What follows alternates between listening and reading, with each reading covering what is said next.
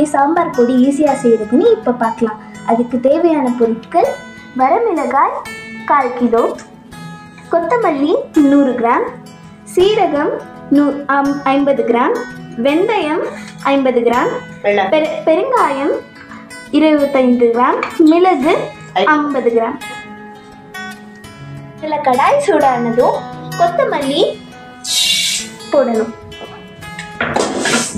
அது கொஞ்ச நேரம் நல்லா கிளறி விடணும். 5 மினிட்ஸ் இதை நல்லா கடாயிலேயே வறுக்கணும்.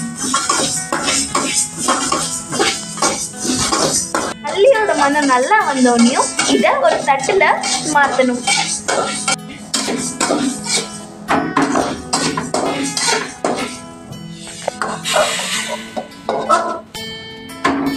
அடுத்து சீரகம்,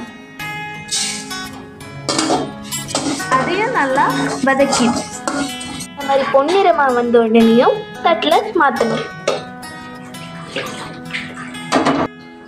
அடுத்தது வெந்தயம்.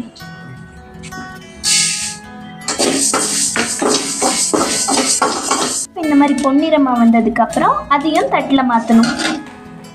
அடுத்தது மிளகு.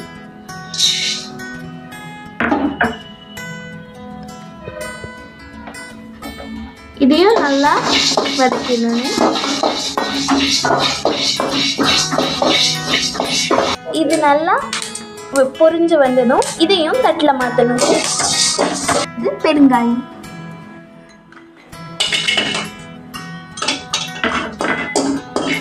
இந்த மாதிரி பெருங்காயம் நல்லா பொரிஞ்சு வந்ததும் இதையும் தட்டில் மாற்றணும்.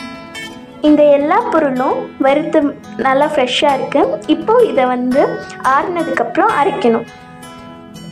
எல்லா பொருளுமே நல்லா ஆறிடுச்சு. இப்போது மிளகாய் வத்தலோடு சேர்த்து எல்லா பொருளையும் நல்லா மிக்சியில் அரைக்கணும். சூப்பரான சாம்பார் பொடி ரெடி ஆயிடுச்சு. இதை நீங்கள் 3 to 4 மாதம் வரைக்கும் ஸ்டோர் பண்ணிக்கலாம்.